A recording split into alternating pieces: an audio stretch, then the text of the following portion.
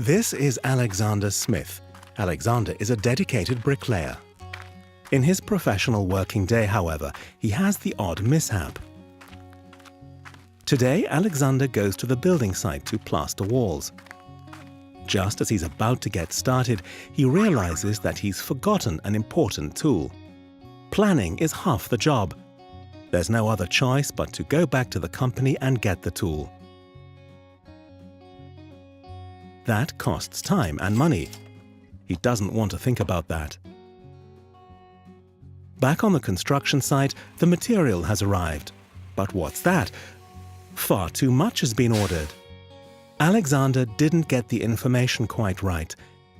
And once again, there are unnecessary costs. Have you come across such situations?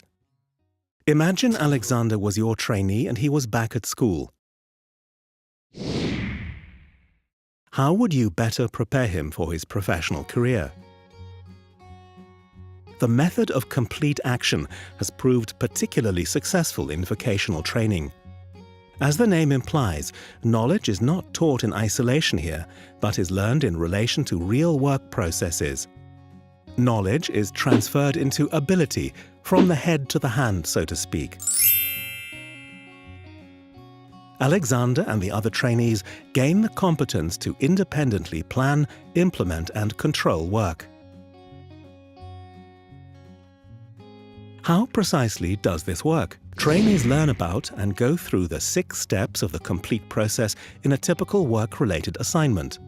To begin with, trainees learn about the content of the task, preparation of the plaster base by spray coating, on the basis of a construction plan, with information on the walls to be plastered, for example. In the second step, trainees plan the implementation of the task. You can, for example, use the construction plan to determine which tools, materials, and protective equipment you need, what the workflow looks like, or whether there are different procedures. In the third step, trainees formulate the conclusions of the planning step and decide what to do next. The fourth step is called execute.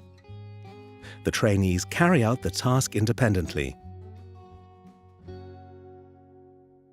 After completion of the work, the fifth step is where the trainees check their work and identify possible shortcomings. In the sixth step, they evaluate the result. The trainees assess their work and evaluate the quality of its execution. What is your role in the method of the complete action model? The rule of thumb is, teacher-centered training is transformed into student-centered training.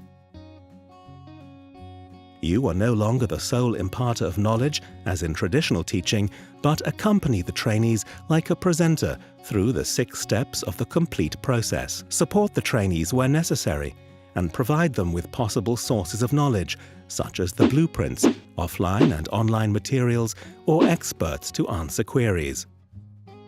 In the evaluation, you supplement the trainees' self-assessment with your own assessment as instructor or teacher. In this way, you can analyze possible mistakes together, learn from them, agree on the implications for their future work, and thus continuously improve their working practices.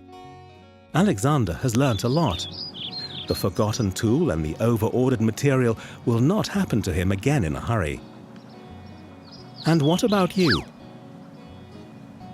Please try the method of the complete action and find out more about it if needs be.